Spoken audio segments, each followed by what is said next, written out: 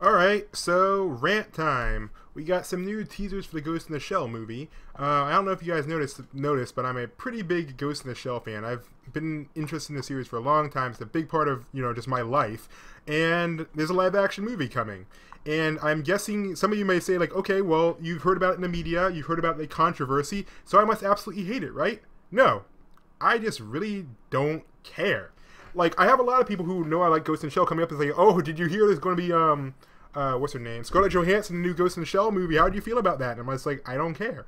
Because for me, it's not the issue, because you hear everyone talking about the main controversy is the whitewashing thing. But there's even a bunch of articles on it. Everyone's talking about that. Like, oh, they should have picked an Asian person to play her. But just look at this article. Look at this. Here are the different incarnations of Motoko. In pretty much everything. Like the original manga, first movie, I think that might be second movie, standalone complex, and Arise. And pretty much every single interpretation, she looks different. So I have absolutely no problem with her looking different. My main problem is the actual people who are making this movie have no idea what Ghost in the Shell is about. I don't have the original article up, but I remember reading an early report on this saying it's going to be a Ghost in the Shell movie. Okay, that's fine. Made from the same guy who did Straight Outta Compton. Okay, well that movie did it did really well in the box office, and it's going to be about a terrorist. The antagonist or the bad guy is going to be a terrorist called the Laughing Man. Okay, hold on. Are we doing Standalone Complex, which is a TV show, or are we doing the original Ghost in the Shell? Because the original Ghost in the Shell didn't have a Laughing Man in it. If you guys don't notice, pretty much every single interpretation of Ghost in the Shell is its own universe. It has its own backstory, and they're all separate timelines. So kind of like, I don't know if there's any other really good examples of that, but pretty much everything that happened to Ghost in the Shell movies, the first two, didn't actually happen in a TV show, and Arise is supposed to lead into the Standalone Complex TV show, but I consider that to be an alternate timeline too. So, time for me to explain why I don't think they get this. Because, again, and then look at this. Okay, cool, here, we have a reference to a scene from the original Ghost in the Shell movie. We don't have any context for it, but it's from the original movie, which, again, is a different timeline than the actual events of the Laughing Man.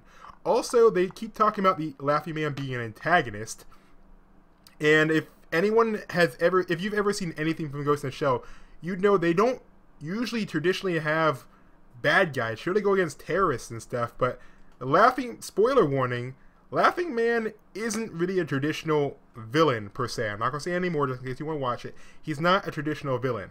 And it just seems like, basically from everything I've read, it almost seems like they went on the Ghost in the Shell Wikipedia page and just read through that, looked up Standalone Complex, looked up the original series on Wikipedia, and then decided to make a movie. Alright, so we have a few things. I'm not going to play them because, again, I probably get copyright strike. I'm just going to play a clip of this. Nice atmospheric music. So that's some pretty cool. And then again, I was telling you about this. This is the waking up in front of the cityscape. This, honestly, a lot of people probably be excited about this. Like, oh, it looks like they understand. No, this is literally just a scene from the original movie. Well, it's nice to pay homage to stuff. It almost feels like if you copy, like I feel like it's like a little measurement. If you copy not enough, you feel like you don't understand the original material. But if you copy too much, then you go over to the, well, we're just going with what we know, and we don't know why it works, but it works. Kind of like Ghostbusters 2 almost. You know how Ghostbusters 2, they just try to do the original movie over again, and they were surprised that it didn't work because they didn't understand why the first movie was so good. That's what I feel like is going on here. But again, until I'm going to see the movie, until I see it, I can't make an official opinion.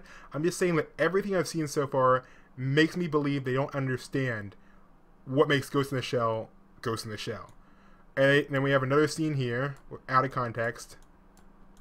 Alright, that's fine. And then I think it's this one. Here we go. We have Bato. He fires his gun and drops the bullets. Alright, well, Bato is a tough, cocky guy, so, I mean, I guess there might be an instance when he'd do that, but it's like, so, you have 5 shorts that show off your movie. You're already in deep water for all your controversy, and this is what you guys decided to show? I mean, I get that they're trying to be vague, but it's like, so what are you trying to say with these? Are you trying to say, yeah, we can make our characters look like the original people?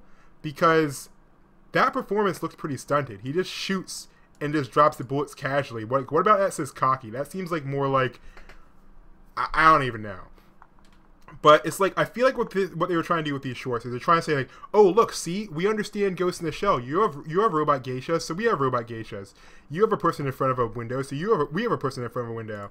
Motoko and maybe her girlfriend, I don't know, or not really her girlfriend, but the person she hung out with her in her apartment. That was in the TV show. They have that here. I feel like what it is trying to do is say like, this is what our movie looks like, so it's Ghost in the Shell. Well, even though these are 15-second teasers, I felt like they could have done anything to actually tie it to any of the other original franchises.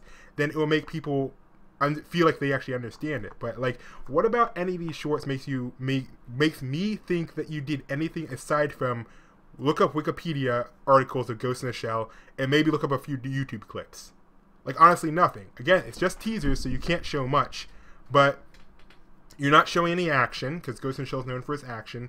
You're not showing anything that can really connect the story. Again, there was something with cyborgs in here, one of these, but I don't know. My opinion is whitewashing. As I understand that minorities aren't getting big roles in movies, but the whole reason that Scarlett Johansson is in here is because they want to get people to watch the movie. Ghost in the Shell, just using that title, is one that gets people to watch it. But just like a bunch of other movies out there where they'll have a kind of strange concept and one famous person, like Left Behind that came out, I think it was 2 years ago, they put Nicolas Cage in there. Why was Nicolas Cage in there? Did they think Nicolas Cage was the perfect person for the role? No, they knew he was popular and they knew he'd get people to watch it. So I feel like that's exactly what they're doing here.